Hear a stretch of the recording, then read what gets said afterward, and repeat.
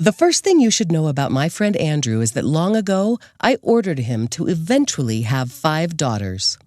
Girls and all of us need good fathers, and I think Andrew will be one of the best.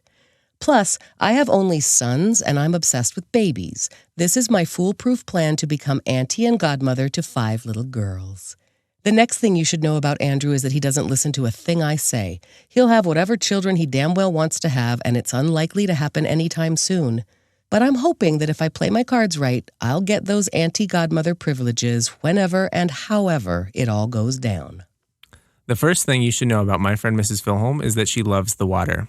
Though she's not particularly dolphin-shaped, she swears she swims just like one. On warm days, there are few things she likes better than pulling the paddleboards out of the dollhouse's watercraft storage facility, strapping them to her car, and getting out on the water. The next thing you should know is that not only is Mrs. Filholm not dolphin-shaped, she's also not shaped like she can carry a 10-foot paddleboard. But she can.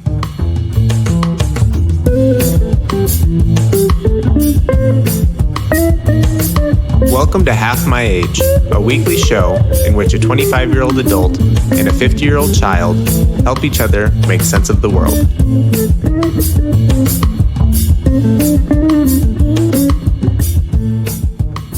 I think I swim more like a mermaid than a dolphin. How can you swim like a mermaid? That's a fictional beast. Well, I know, but it's a beloved fictional beast. You swim like fiction. I have arms and dolphins don't have arms. But I do like swimming. That's a true story. We've talked about it. Okay, Andrew, what shall we talk about today? The thing I noticed in your neighborhood today is that your entire neighborhood has come up in flowers. The trees, the bushes, the actual gardens, it's all flowery. Totally right. Welcome to springtime in the Rocky Mountains, right? Isn't it beautiful? And right in front of my house, the prettiest pink tree of all. That's kind of on the nose, isn't it? The prettiest pink tree. It's actually, for our listeners who haven't seen the dollhouse, you have the largest, fluffiest pink tree, which matches your bright pink glasses perfectly. It's my whole, and right now most of the other trees in the neighborhood are still kind of brown or just beginning to come into leaf.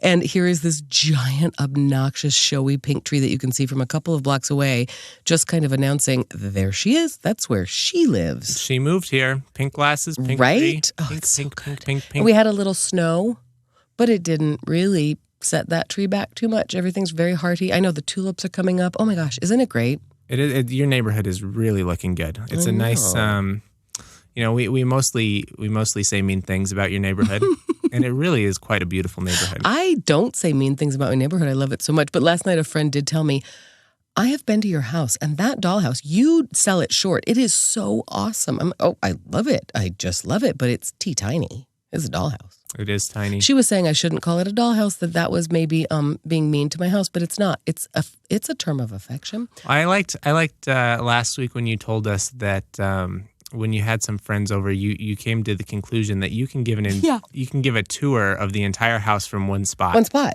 Just stand there and just turn around like on your own personal lazy Susan and go, there's this side and there's this side and then there's where you are. On my way to my house today, this morning when I opened my garage door, which is still awesome, and I had the handyman install a floodlight to keep me safe in the alley, and that helps a lot. I opened the garage door this morning to go to work, and here's what I saw in the alley. Mm-hmm. A pair of pants. You saw a pair. Were they folded nicely, like they fell off someone's stack of clean laundry? No, sir. They were, in fact, that's funny you ask, because the truth is, the shape of the pair of pants looked more like they had fallen off of someone's body, like they were kind of lying in place like that. Someone got up to move so quickly that they left their pants behind. I mean, it kind of looked like that. Maybe there was a rapture. Maybe. I don't know, but right, I saw that and I went, oh, God. And then I worried, I don't know, Andrew. Okay, so I'm pretty sure they weren't there when I came home from work last night, which is probably the last time I looked at the alley. Mm-hmm. So between last night and this morning, something happened with a pair of pants. I would like to think it fell off of somebody's bindle, obviously they were just discarded. So I went and looked, very frightened that there were going to be human feces there or some evidence of, I don't know, foul play. Not at all. It was a pair of pants discarded, lying there, not neatly folded, but also just kind of there. It seemed like, I don't think it rained last night, but it seemed sort of like weather had happened on these pants, and I picked them up with a paper towel over my fingers and put them in my garbage can. So now they're thrown away properly. That was just a weird thing to see in the alley. I don't know what to make of it.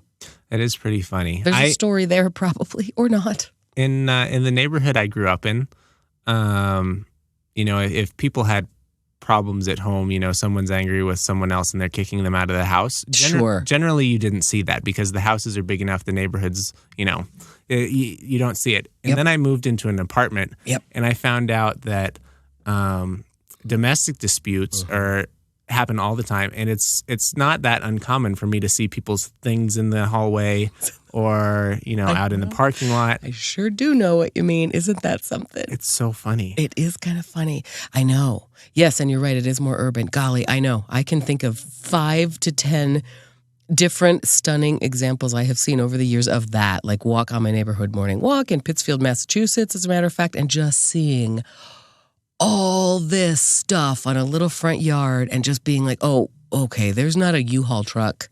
I mean, maybe there is now. There's not a U-Haul truck scheduled to pick those things up that are nicely boxed because they're not nicely boxed and they were just thrown there by an angry person. Exactly, en route. Oh, I know. Oh, isn't that something? Gosh, that's just human misery right out on the front yard. I know, man. And the desperation of throwing somebody's crap out the window. That's a sad thing. We've got a new neighbor in our apartment building, and it's kind of a younger couple. And so the way my apartment is organized, it's multiple wings of a building situated around a giant parking structure. That's interesting. I have not figured that out yet. Is that how it works? Wings around the building? I always just get lost every single time I come there. Well, I say wings. It's really like a 8-shaped thing with Gotcha. the middle eight the number. Gotcha. With the middle of the 8 being the parking garage. And then there's what do you call it? Words are failing me today. That's too bad. There's 2 areas. Courtyard? Courtyards. There's 2 courtyards. Why was I having so much trouble with courtyard? No, words are hard sometimes. But anyway, so because of the positioning of the parking garage, you can hear everything that goes on in the parking garage and sides of the building. Like it's all a nice enclosed audio. A lot of reverb going on there. A lot of reverb. Everything excellent acoustics. That is a bummer. Everything is magnified from one end to the other. That seems problematic for a living space, but carry on. It's especially problematic if you want to have a fight in the parking garage, which often happens. Garage fight. Since these people moved in, they seem to like to talk to each other by yelling. That's their favorite thing. And as near as I can tell, they seem to like each other. They seem to be fine with it. That's just their way of life. Is they just, I hate you so much. Oh, they're loud people who bitch at each other all the time as a matter of course. Mm-hmm. That's their thing. Their milieu. That's how they prefer to go through life. That's a communication tactic. It doesn't mean that anything's wrong. In fact, something might be wrong if they were getting along and speaking softly. Interesting. That's just how they envy that kind of a relationship, man. I like it. Put it all out there. Put it all out there. And also, just like this, it is what it is, And I'm kind of, I was going to say low-key, but it doesn't sound like that. I'm kind of publicly angry about it all the time. Okay, so tell me more. You hear a lot of this coming through the walls of your apartment? We hear it all over the place. So we've got a whole, apartment living's, it's its own joy. And we've got like the neighbor on the, west side. They like to get super stoned and listen to Enya very loud. Like kind of at Enya. I don't know, 9:30 in the evening. It doesn't matter if it's a weeknight or a weekend. Yeah. The devil you say. Enya. Enya and the Lumineers, they like both a lot. Oh, lot. I suppose that goes together. Wow. Huh. And you can hear all of that. You can hear all of that. Doing. Have you heard, I think it's from Portlandia maybe. It's like the worst upstairs neighbors. I don't think I've seen that. It's this little skit they did, and there's, 2 people upstairs, and they're like, they're sound crafters, and they're actually dropping like bowling balls. Oh, to like record video or sound effects. I think it's performative art for the people below them. Oh, that's even funnier. It's a very funny skit. I'll find the video and we'll put it in show notes. Oh, good. I don't know that I've told you on this show or not, but do you know about the time I was the worst upstairs neighbor? You did. Did we do it on the show? No, I don't know if it's on the show, but it's something involving tap shoes on the top floor of a building. I feel like we might have talked about it on the show, but I guess our viewers at home will forgive us for repeating ourselves because that's what we do. I mean, you couldn't even find the word for courtyard, so they forgive us. We're growing so quickly, half our viewers are new anyway. Yeah, that's a good point. When I lived in New York City with 3 other people in a 3-bedroom apartment, because that's how we always did it, we had one more person than we had bedrooms, and we would figure it out. Like at that point, my space was this funny little loft. Doesn't matter. We were living the dream in New York City, working as waitresses, temps, and would-be actors. We would get offers for jobs, my friends and I, just fresh out of theater school, for things like, for example, my friend Kevin accepted a job for, it was like a live performance or something. It was maybe even an awards show of some kind, but they were hiring actors and singers and dancers. And he said, yep, that's me. I'm a triple threat. Yes, I can tap dance. So he got hired for a one-night performance to tap dance. And he went, I took one tap dancing class, as a kind of adjunct in college because I was a theater major, but I don't really know how to tap dance. I have tap shoes because we were theater people. Tap shoes tappy. Tap shoes tappy. That's such a good story. Put a pin in that. Let's talk about that. So he came to our 6th story walk up. This is why I feel like I've told it on the show before, because I have pointed out in Midtown Manhattan, there is a legal and turns out human limit, which is you can have 6 stories with no elevator in that building. Not a freight elevator, nothing. You have 6 stories, walk up. And we were on the 6th floor. That's also how we afforded our rent. So he came up to the 6th story of our apartment in Midtown Manhattan because one of my roommates was a dancer and she had taught tap dancing classes before in her life. So she was going to give him a real quick 101 on tap dancing. So we rolled back the carpet, and on the hardwood floors on the 6th story, in actual live tap shoes, they had a tap lesson.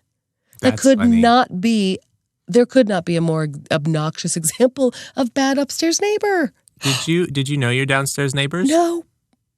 Nope. Never heard from him, never talked to him. Can you imagine? No, the only thing that we knew about living on the 6th floor is that occasionally we would order food, and the delivery guy, the apartment number was actually 24 because there were four flats per story. Uh-huh. So we would call it in, and the apartment number 24, which sounds vaguely like it might be on the 2nd floor.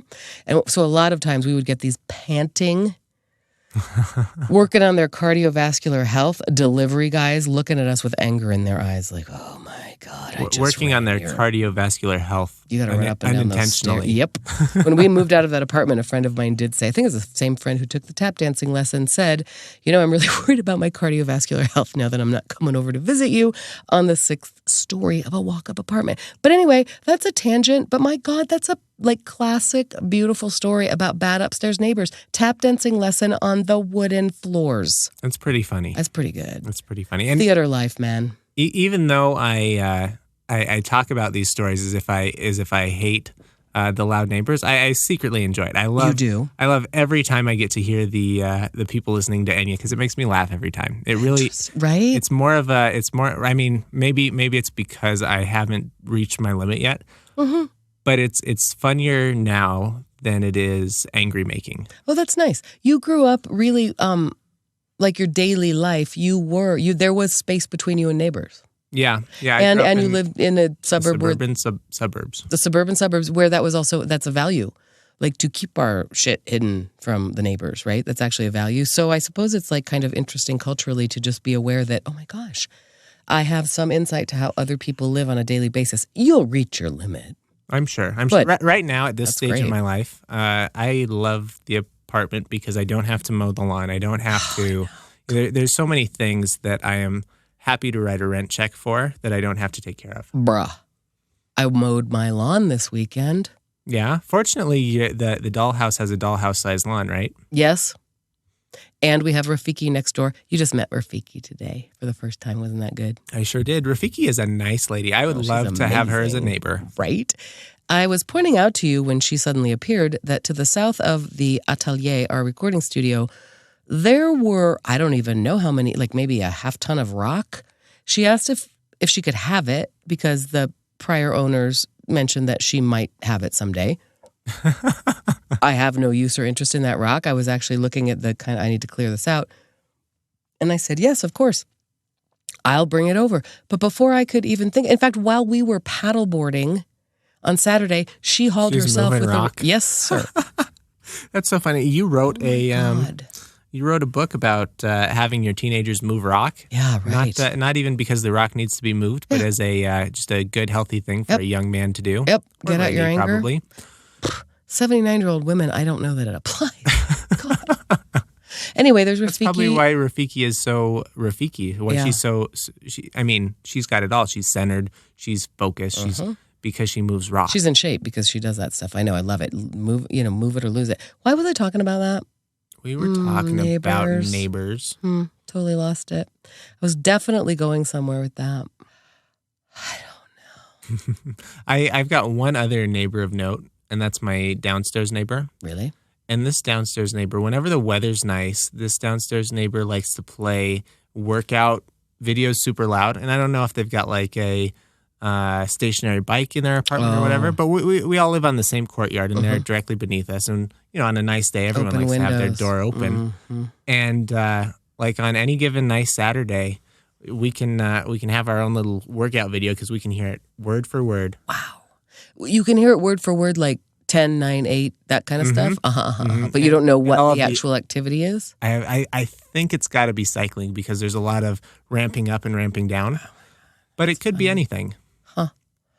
Yeah, we were talking about why you liked listening to your neighbors. I don't know. I was talking about Rafiki and I was going somewhere good. I don't know, but that's fine. We were talking about Tap Shoes Tappy. Tap Shoes Tappy. One of my friends from theater school, exactly that exact same crowd.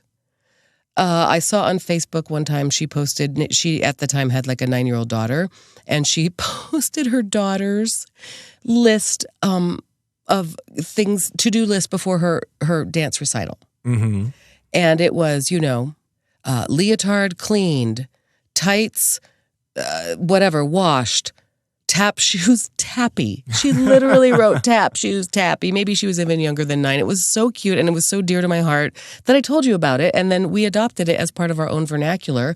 And when we strap up for the taking the paddle boards to the lake, we got to put these ratchet straps that I fashioned to hold them onto my car. And we say strap, strappy, dry bag, dry. We do our checklist. And that's an homage to a former 7 to 9-year-old child that I've never met. So that's weird. That's how the interwebs work.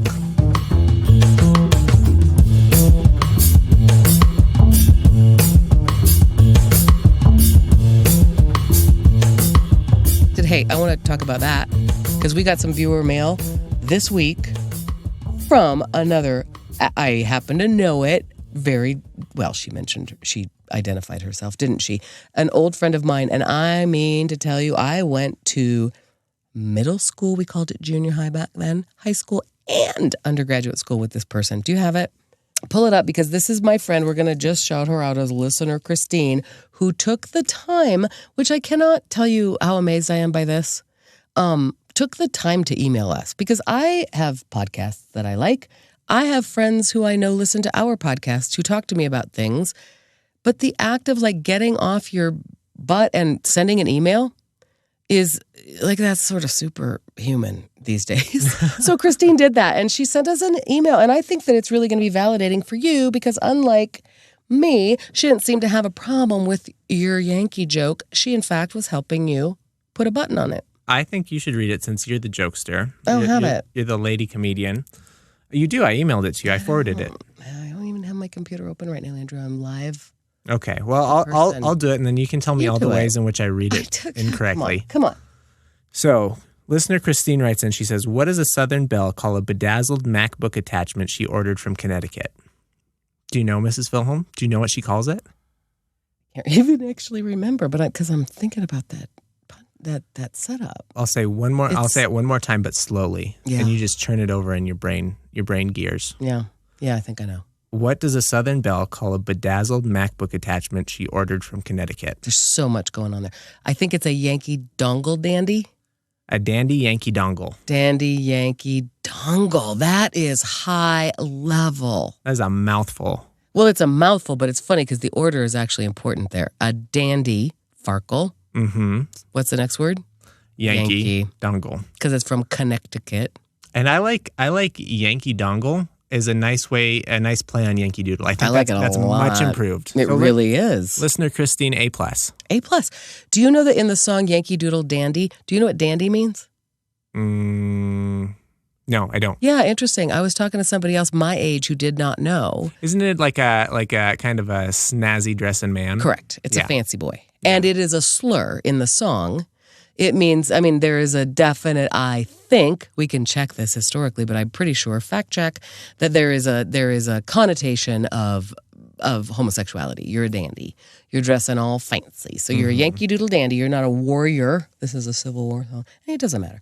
Yankee Doodle Dongle. No. Yep. Nope. A dandy. Fancy Yankee. Dandy. A dandy Yankee Dongle. See, that's what I'm saying. She brought in the dandy, meaning fancy dresser, and she is, golly, deep pull for our podcast. She is referring back to the early days when we used to think it was fun to talk about our computers, where I moved into Dongletown, episode 1. I'm not even going to say. There's another podcast that talks about dongles a lot, and they made T-shirts, and it says, Dongle, California. It's like a surfing T-shirt. What? I'll find the link. I'll put it in show I feel like notes. you should buy me one. I bought you a T-shirt from a podcast we love. Well, maybe. Speaking of crap, I almost bought you last night. I did the baby foot peel. I had to do it, Andrew. Summer is a-comin, and I very, very nearly bought you one because you kind of owe our viewers the experience, but I'm not spending $25 on Target on you because I'm on a budget. I think what I was getting to maybe with neighbors and stuff, I don't really know, is about how, I mowed my lawn. Golly. How's the lawn mowing? Okay. The previous sellers left me an electric lawnmower. And you were saying on the dollhouse, NBD, I got a tiny little yard. Yep. Seems like it. Rafiki mowed my front yard a week ago. This past weekend, it was warm, and I realized, I have to be a good citizen and mow this yard. I think it will help. And it did. It looked nice, even though a third of it is weeds. Electric lawnmower. I feel very green. I feel very socially responsible. I feel very cool. I also feel a little bit, right? This house was built in the 40s. I feel a little bit old school, like, somewhere that's green from... Never mind. It's from Little Shop of Horrors. Never mind. Anyway, I was kind of feeling that, like vintagey and cute. However, I wish I had like a drone fast forward video of me mowing my lawn. Oh, that'd be cool. A time lapse. Because here's what happened. A time lapse of me. I plug it into an extension cord coming out of the garage. It takes me 3 frickin' times for that machine to cut out and me go, what just happened? Because I'm not even sure I know how to use it. It's the first time out, and it's very, very intuitive, and I'm pressing this thing, and I'm mowing a lawn, and then it dies. And I go, was that because that weed was so big? Oh, no, it's because it just came unplugged, Andrew. Oh, it's a plug-in. 3 times. I thought it was a battery-operated lawnmower. No, electrical. I just told you about how I got an extension cord. I'm sorry. I was looking up. I was looking at Dongletown, California. That's cool. You're going to order me that shirt. If they have a women's shirt, I don't want a big old beefy T-shirt. If you don't mind saying on radio, what T-shirt size are you? I like if it's a if it's a ladies' tee. I actually like a large because it fits about right. Listen up, listeners. She's a ladies' tee large. Medium or large, but generally I just like the large. It's just safer. But that's if it's a ladies' T-shirt. If it's a men's cut beefy tee, I don't even want it. Don't give it to me. Gross. Okay. Okay. So the time lapse of me from above from a drone. Okay. So first 3 times, it took me 3 times to realize I'm unplugging my machine. Then it took me a good 20 minutes, and I was sweating by the end of this, to figure out how not to step on my cord and then to figure out the pattern of mowing the lawn that I don't mow over my cord. Seriously. Cord management's a big issue. Cord management. I always thought it was more about setting up your desk environment, but it really applies when you're mowing the lawn. You do not want to cut through that extension cord. You don't. And I was thinking, like, literally, how can I, with my soon-to-be Alzheimer's brain, figure this out, like the spatial relations of this? There has got to be good... like best practice for mowing with a cord coming out of this direction. I got to look it up. But that was like honest to God comical. You've got to, like when you start painting, you've got to start on the opposite side of the room of the door so you can paint yourself into a corner. You don't want to mow yourself into a corner. It was literally like that. Like, how do I figure out the the physics of not painting myself into a corner, which in this case is mowing over my cord. It was so funny. But hey, I got the job done, mowed my yard, had occasion to go down into my crawl space yet again. And guess what? This time I did it all by myself with nobody even here. It was the light of day, but that doesn't matter. You had to go into your crawl space again? What for? Needed to replace my toilet. Didn't need to, choose to. chose to. And you did the toilet replacement yourself? No. Handyman came and did the actual, because that wax ring just grosses me out. I'm going to tell you the truth. It is gross. That is the grossest part of replacing the toilet. But you got to have yourself a good seal. Lord knows you don't want to. You sure do, and I don't even think it's technically that gross, but the thought of it grosses me out. No, okay, so, and also the heft of a toilet. I bought myself a toilet because it's a smaller profile, yada, yada, yada. What I realized is that the valve that feeds the water to the toilet was stripped and not working, so I needed to cut off the main water supply to this house. Mm-hmm. And that's down in the... Well, the seller told me the day I got the keys, it's right here behind the washer and dryer, which involves maybe moving the washer and dryer, and maybe you can get at it from a window. And I went, come on now. There's got to be a main water shutoff down there in that crawl space. So I went down with my headlamp on my hands and knees. I did not prepare with my knee pads and everything, and that is a giant mistake. The second time I went in there, I didn't even have tights on. First time I had leggings on. Second time I went in with bare knees. I'm telling you, that's stupid. Ugh. But I went out, and Andrew, I was kind of proud. I figured it out. I traced the line, and I went, that right there must be the main shutoff to the water for my house. And indeed it was. Shut it off. Went back up. Drained the toilet. You know, that involves a lot of sponging. That does involve a lot of sponging. You don't. There's so many things you don't want to get wrong when you move a toilet, like forgetting to remove all of the water. And part of the toilet is that U-bend that makes everything work. Sir. There's a lot of water that gets hung up in there that you don't even think about. And it's gross. I mean, you think it's gross water, even if it's technically not. That's something that people forget is the water in the tank is clean. So the first place you go in an apocalypse and you need clean drinking water, the tank of your toilet's just fine. It's also where you go to hide your drugs. So when as a high school teacher, when I needed to investigate things like at sleepover retreats, step one, just saying. Also, yeah, that's right. The water in the tank is clean, but you know what? That toilet was old and covered with a lot of corrosion and rust. My God, we talk about fascinating things on this podcast. It's like the Flint, Michigan of toilet drinking Felt water. like it. So I was happy to have... Anyway, long story short, I hired the handyman to put in the toilet. How's your handyman? I think less. I think I need less and less of him every day. I think I need a handyman more... handy than amusing. That's really kind of all I'm going to say about. Except that I will say this: put in the new toilet. I was surprised by how actually affordable the toilet was. The price point was low. This was the toilet I wanted because I wanted small footprint in my tiny little bathroom. What it came with was a plastic seat so flimsy that it almost like collapsed when you sat on it. I'm not kidding. So then I had to go and investigate a replacement seat, and I did. Third-party toilet seat? Yep, third-party toilet seat, and I'm pretty sure that was the full intent. That's why it was so affordable. That's not interesting at all. I don't know why I told that story. So anyway, I did that. I put in the toilet seat. Oh, my God. I've been doing a lot of that kind of work, but I'm kind of proud of myself for getting into my crawl space again without being afraid of disappearing. Yeah, it sounds like you're getting comfortable enough that you could probably finish it out and put a little television, little hangout area. Oh my God, right? Can you imagine? Did you grow up with a crawl space? Yeah, I did grow up with a crawl space. Did you ever go down there? Rarely. It was more scary than it was cool. Okay, I think that's right. I think kids with attics and things like that. I have never to my memory, never lived in a place with this kind of an actual crawl space, like dirt. Mm-hmm. But right, it seems like a place you could hang out. I don't know. I want to. Anyway, I did that, and that's cool. I don't know why I was telling you that. What else? You know what?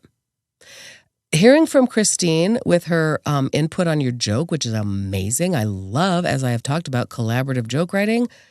I am actually kind of amazed and humbled that people are listening to this goofy show. And somebody listening to this goofy show has agreed to be our sponsor. I know I'm pulling that on you right now, but you've got the ad read.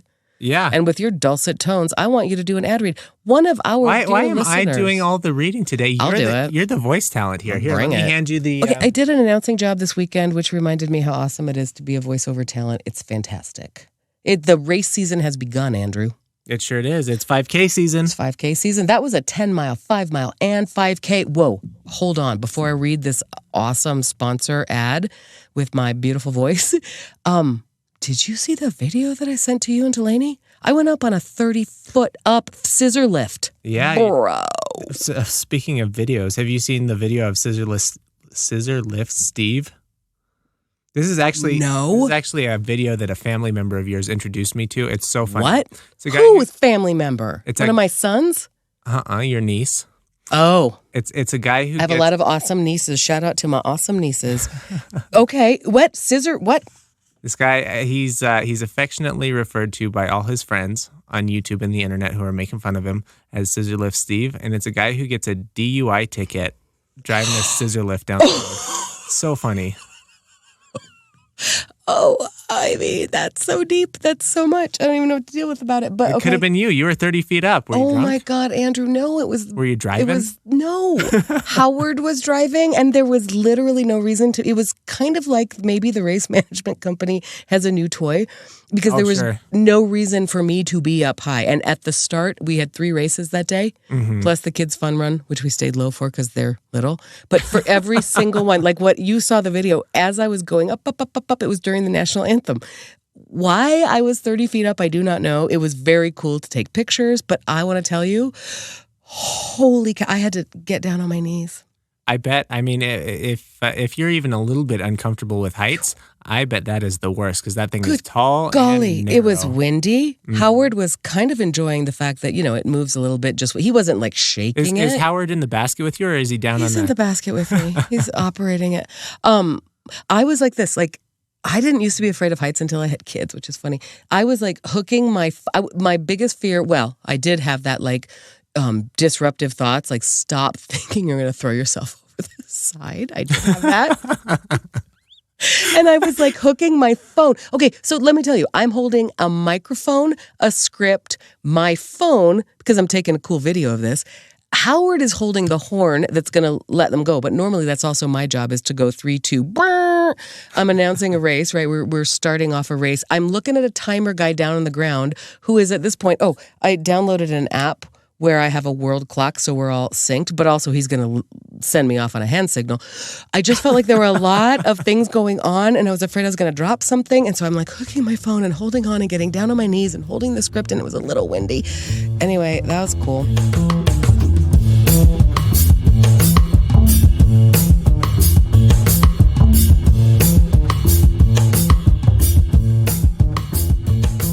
So the reason we're talking about that is because I'm going to do an ad read here because one of our beautiful listeners has purchased a sponsorship. They're investing in the quest to be the internet's most awesome intergenerational podcast, Andrew. Can you believe it? I sure can.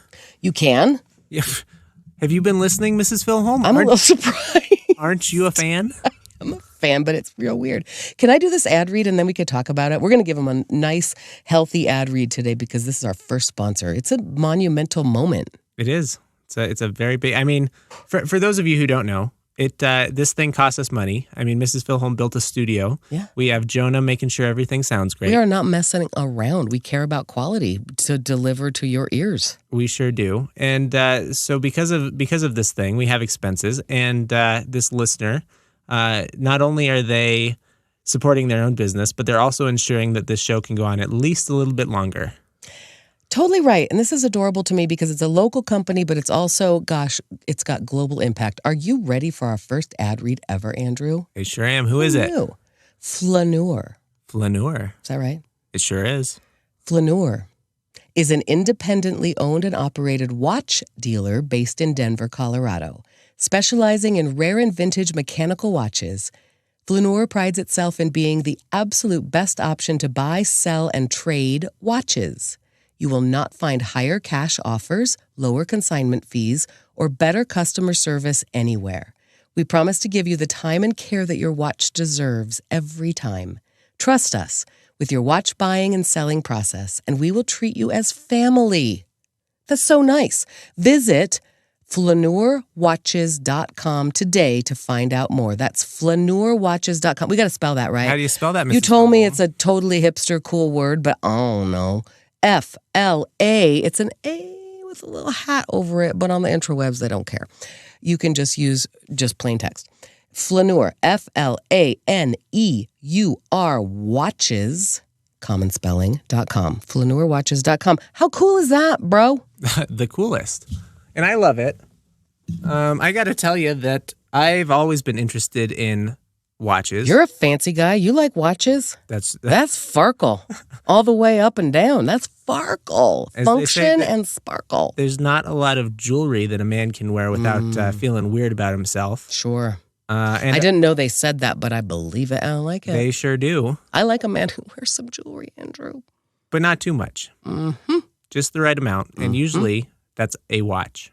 No more, no Not less. for me, because I like hippies, but whatever. Yep. Okay, so tell me about watches. Watches keep time. That's a practical, functional thing, and also sparkle. And time is valuable.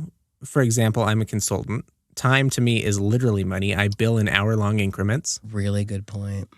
There's a lot to be said to, luxury watches are a thing, right? You can have your fancy Rolex. And it's a nice reminder. Maybe it's a family piece. Maybe it's something else. But it's a constant reminder that your time is valuable. And family piece. That's a thing with watches. Okay, can I tell you what I like about neurwatches.com? You tell me. I don't wear a watch. I have rarely ever worn a watch, as you may know. That's not my jam. I'm going to ruin a watch putting it in water and clay. You're a potter. Yeah. But what I like about Flaneur watches is that I can see the beauty of these pieces. I mean, I can appreciate them for art, but on their webpage right now, currently, and it may change because it's a buying and selling thing, but the kind of last thing for sale right now is a Swatch. Yeah. It's not all like ostentatious, like fancy watch. It's like a cool sort of, is it vintage? It's a cool Swatch. I don't know if it's vintage I've or actually special. got the story on that Swatch. Oh, cool. So Swatch is, it's a Swiss company. I know. I grew up in the 80s, though. Sure you did. Sure. And the thing people know about Swiss watches, they make mechanical watches, and they make very, very nice mechanical watches. Precision. Yeah, it's all about the engineering of it all, right? It's the mechanisms and how they work to keep precise time. It's very, very fascinating, and you can spend hours on YouTube watching how these things work. But this particular watch, it's green, it's bright green, and it's very The Swatches. Yep, it's eye-catching, and it's part of their, I think they call it System 51. And System 51 is a model, and this Swatch, as far as I know, is built entirely by machine. It's a mechanical watch. It's automatic, so that, the power of you moving your arm powers the watch. You never have to put it on a charger like an Apple Watch or anything. And this watch has one screw in it. It's built entirely by machine, and it has one screw. It is an engineering marvel. I think it's like, I don't know, maybe $150 or something. Yeah, I think that's right. I know, and it's cool. And it's kind of plastic. Fascinating. Yeah, I think the body is made of plastic. Are the guts made? No, they must be like metal. Yeah, they're metal. But the whole thing, this is such a amazing engineering feat that a machine can cut those parts and assemble them using only a single screw. Oh, it's so cool. I love it. I remember one of the first examples of what I don't know, but I remember early on when we were becoming friends, and you asked me, I was throwing pottery on my new pottery wheel, new to me, and you said, how much did that thing cost? And I told you how much it cost new, and you said, wow, that's a lot. And I said, Andrew, it's a lot, but think of all of the science and engineering, like millennia of science and engineering that have gone into this product. And you kind of looked at me and went, that's the funniest thing I've ever heard you say. But now you know that I totally respect that, the engineering behind something. I love to think for about that every time. Yeah, it not only is it pretty, but it's also fun to think about. I know. Okay, orologist. Is that how you say it? I'll bring up that word to you. I think so. How do you say it? I think the word is horology. Well, with a hard. I mean, H. Some people say human. Yeah, and they're wrong. I know. Horologist, I'm happy to say that. A horologist is a person skilled. Oh, that's helpful. Dictionary. No, that's actually Merriam-Webster. A horologist. Skilled in the practice or theory of horology. Mm-hmm. Study and measurement of time. People who like watches. People who like watches and timepieces. Mm-hmm. That is endlessly fascinating to me. I know a guy who retired kind of early from his civil servant job, and what he did in his kind of early retirement was study, take classes on clock repair. and watch repair. So cool. So cool. But can you imagine to me, like I respect it from a distance because can you imagine how much I hate about everything about that? It's very, very delicate, very precise. Wow, delicate, precise. You have to measure, you have to cut, and it's tiny and you can't get any dirt in there. Right. Holy cow, Andrew. So those are people I respect and admire from a distance, but they wouldn't want to put their expensive watches anywhere near me. Right? That's the thing about these watches that is so interesting. Watches range in price from mechanical watches. The System 51 might be one of the least expensive automatic watches you can buy, and it's also extremely interesting because of that. I don't know how. I kind of want that one. That would look cool on my wrist. You'd have to get one in pink. No, green. Come green? on, I can rock that exact one. It's kind of cool. You'd look like springtime. Yeah. And they range from there all the way up. You can spend, hundreds of thousands of dollars on more than my house is worth. More than your house is worth. And people wear these things all the time. And people like FlaneurWatches.com kind of are like they see the signals. They recognize. Those are people who like zoom in on celebrities on Instagram, right?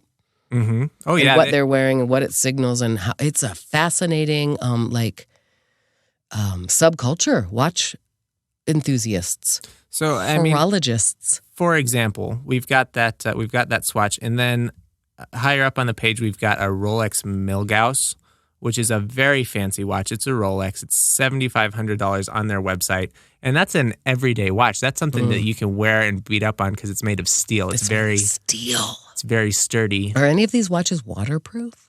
The Rolex certainly is. I know that for a fact. It is. You can wear that snorkeling. You can. My interest in watches just actually increased because I cannot take my phone, which is my watch, underwater. Well, there's a whole category of watches called dive watches. You know about those? Kind of. Yeah. Back before they had dive computers that scuba divers would wear, you'd have to have a good watch underwater because you need to know how much air you've got left in your tank, right? How long have you been under? And your watch could tell you that? It could tell you how long you've been under, right? And these watches need to be extremely sturdy because there's a lot of pressure underwater.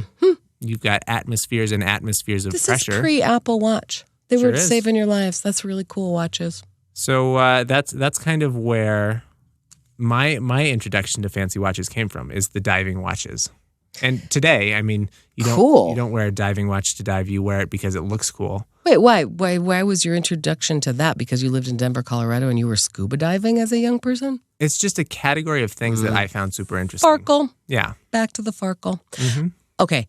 I think we've talked about that enough, but I just, it's endlessly fascinating, and I want to thank FlaneurWatches.com. And encourage all of our listeners to go look at those watches, and then you can buy and you can sell because maybe there's something that you get, tired of? Or you want to get something, you want to upgrade so you can sell. There's a whole trade situation going on out there. All the time there, maybe you've got a watch that came into your life through an estate sale or someone left it to you. But it doesn't fit your personal style. Mm-hmm. Or maybe you have one fancy watch and you'd like to trade it for a different one. I like that. I like that those things are sort of like, heirloom quality. That's cool. It's very cool. So thank you so much to Flaneur Watches. Seriously, though. We're glad to have you as our sponsor, and we're double glad to have you here in Denver. Andrew, do you remember how you were just talking about watches that could help you know how much air you had when you were scuba diving? Mm-hmm. So Saturday we went paddleboarding for the first time of the season. You don't have to tell me. I was there. Right. Delaney was there. It was great. She was reading a book on the shore. She likes to hold down the fort for us.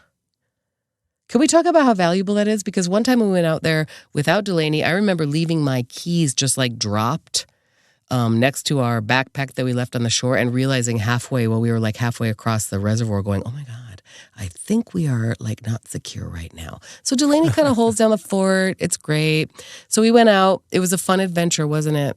It sure was. A little windy. The sea was angry that day, my friends. The sea was angry that day. Right. We had the perfect amount of chill, paddleboarding next to each other, nice relaxed pace, chit-chatting about our sponsorship package and our podcast, and then coming back to shore and being a little bit, I don't know, not really scared, but it was like dramatic and you fell in the drink. You went into the drink 3 times. I went into the drink 3 times. Not on purpose. You commented many moons ago, many podcasts ago, that I have perfect balance. Excellent balance. Excellent. Nothing is perfect, Andrew. It's an imperfect world. Except for what I used to think my balance was. It used to be perfect until I fell in 3 times.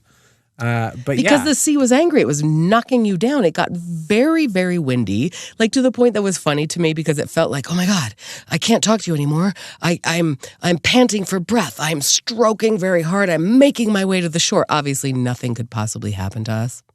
We're there where, really, we could walk practically on the bottom of that reservoir to save ourselves. But it felt like an adventure had happened.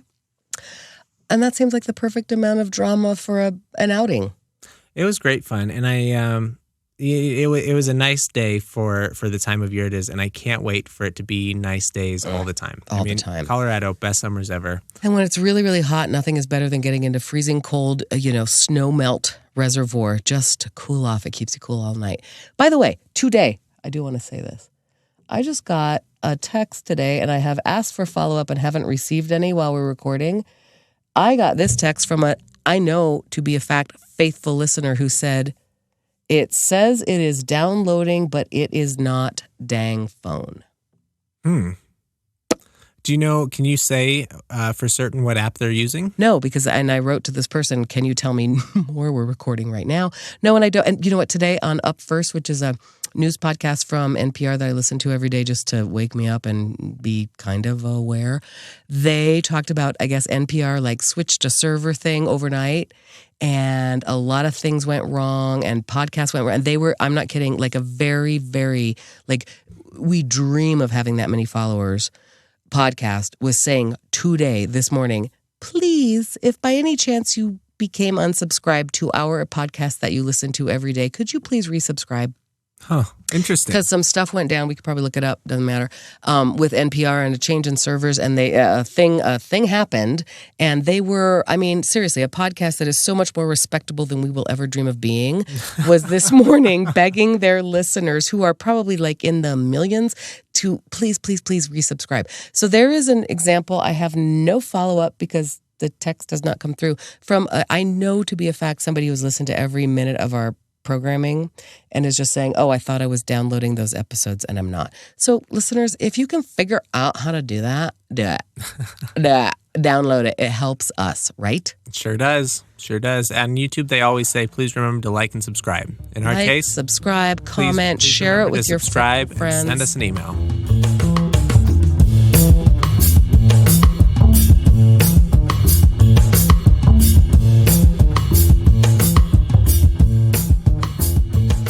Okay, Andrew, now we got to talk about it.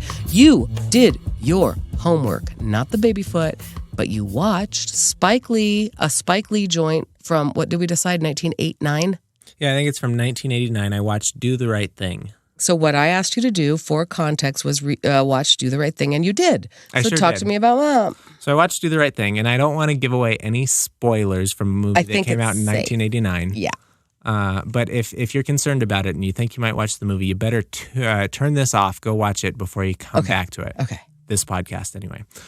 I watched Do the Right Thing, and I left it feeling more confused than anything, right?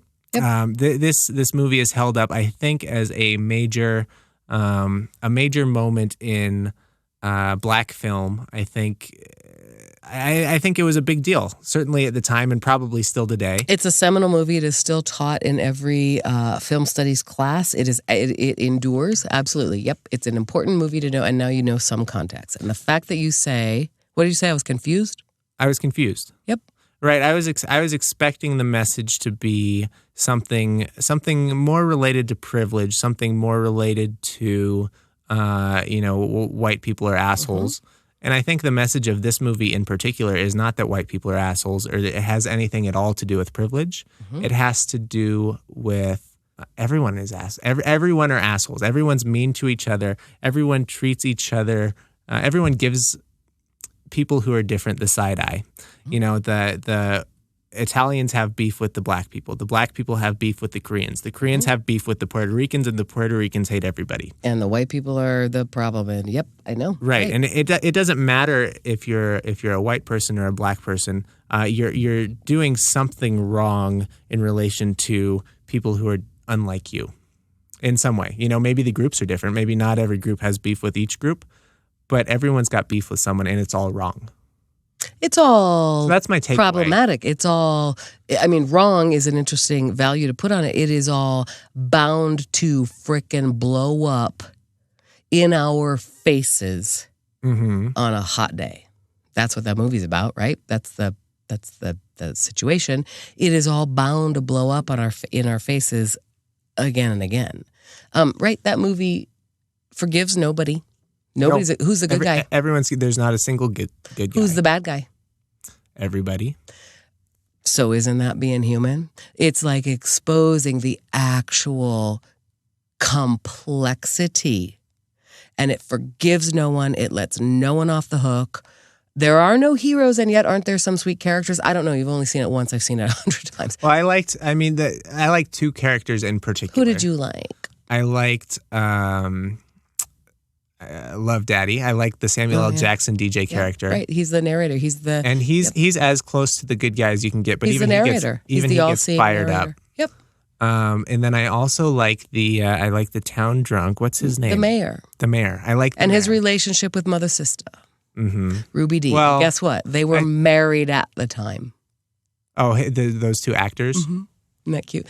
But his relationship with Mother Sister is part of that thing. And sweet Jade, Spike Lee's sister, is sitting there braiding her hair. there are some, you like the mayor. There are those three, the old boys on the corner talking about stuff, including global warming. Mm-hmm. I read an article in the past week about how it was also prescient about climate change. That movie, it's not about that, but it's funny. But those good old boys there on the corner talking, that's the Greek chorus. What's just that commenting. Guy's name? Sweet Dick Willie. I like Sweet Dick Willie a lot. Right. He's hilarious. Yep. And he's and that's the Greek chorus commenting. But that's the funny thing, right? None of those characters is let off the hook. Not one of them. There are sweet moments. Sal. I love Sal. I love his expression of why we stay in this neighborhood, and I've fed these people. I've raised these kids on my pizza. I like Sal at times. I'm also especially. You want to talk about movies, the context being more important than ever. Mm-hmm. Sal just being a creepy middle-aged dude with Jade. Sister. Oh, that's funny. Oh, interesting. I haven't watched it from that lens. Oh, interesting. It may not have made people cringe previously, but it makes me cringe today. Interesting. And Mookie, the Spike Lee character, gets all angry, and he confronts his sister, and he confronts Sal. And it's a big moment in the film, but it's like. It was just No, you're right. That's pre-Me Too movement. You're right. There's an extra layer of creepiness about that now. It's very creepy. But and she says no. He's just being nice. Right. Sal's character, criticism over the years, has said that his two sons represent both sides of him.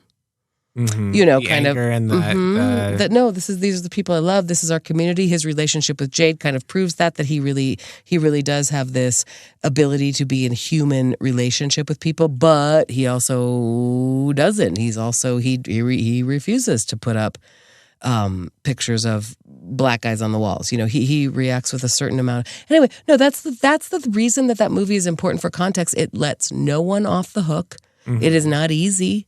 It does not put us to sleep at night, but it kind of hits a nerve about reality while being. Do you see the colors of that movie? The style of that movie? It is very almost cartoonish. It probably seems super dated. Wow, when were you born? I was born in 1993. Good golly. It's the second episode in a row where I put my birthday out there. I know it, and I forgot it. So, right, that happened before. That's kind of what the world looked like in terms of fashion, but it's heightened. It's Technicolor, and that is an approach to it that I think is so brilliant on behalf of Spike Lee, because it's not gritty and ugly and hard to watch. It's cool, interesting characters, but they're all pieces of shit. My biggest beef in this whole thing, and this is where the spoiler comes in, the character that Spike Lee chooses to kill, it's supposed to be a big a big moment in the film. They kill Radio Raheem. You're probably really supposed to feel it when that happens. I didn't.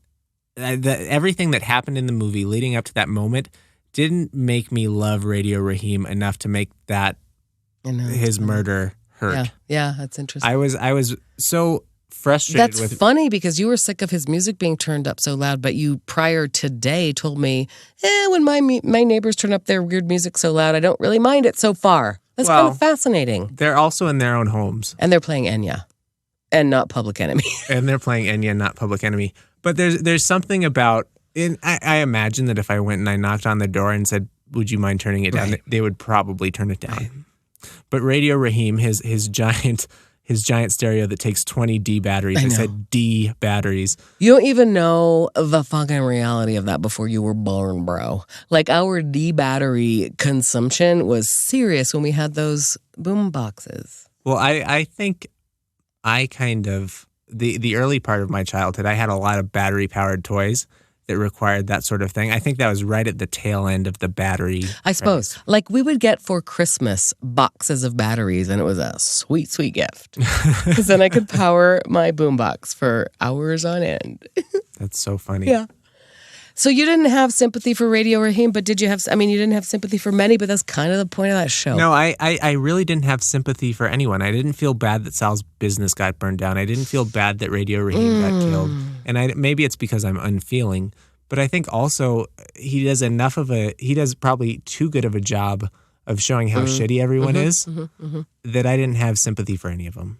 I kind of get that, and that's kind of the postmodern world here is a deconstructed story. Whatever, we could talk about this all day long, and people have been speaking about it for so many years, but I'm glad you saw it because the context of that is, that's right, in the postmodern world, there are no heroes in the story, and yet also there are tender and colorful characters. If you watch it maybe a couple more times just to get it into your bloodstream, Bugging Out, that's a character you'll never forget. You know what I mean? I don't like Bugging Out. No, Bugging Out sucks. He's a shit. He's the instigator.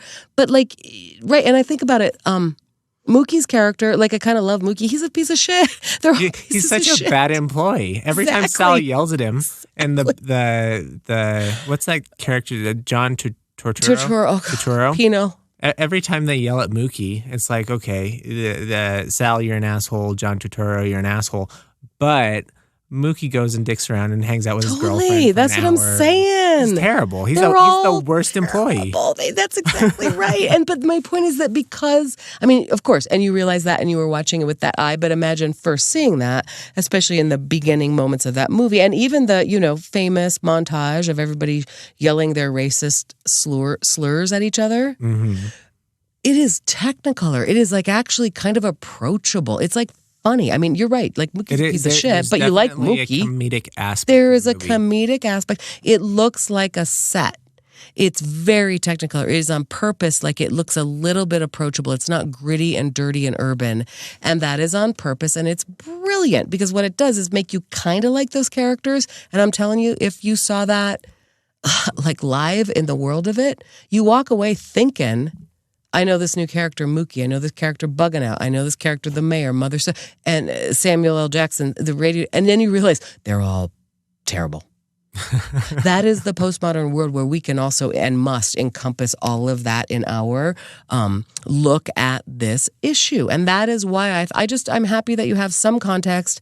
I encourage you to watch it a couple more times in your life because it's important. Share it with your friends. You now have a little bit more context. And yeah, you're right. It is not a satisfying movie. That's ultimately the problem. Mm-hmm. It doesn't resolve the denouement. Do you remember that term? I learned that term in 6th grade. Where it resolves, when you're learning the parts Trudy of a Jo story. Miles. Oh, what do you mean, Trudy Jo? What? Trudy Jo Miles was my, she was my English teacher. She taught English to 6th, 7th, and 8th grade at my grade school. Adorbs. And she was a kind of never married lady, and she basically dedicated her life to teaching kids grammar and literature, and she did a hell of a job. Do you think she's listening to this podcast? No, she died several years ago. Very sad. But Miss Wisdom, that was her nickname that she gave herself. That was her nickname that she gave herself. And none of us cared to disagree with her because she was right. That's where I learned. I came into Catholic high school being a diagramming pro because of Yep. Judy Joe Miles. We learned about exposition and rising action and the climax, falling action, and the denouement.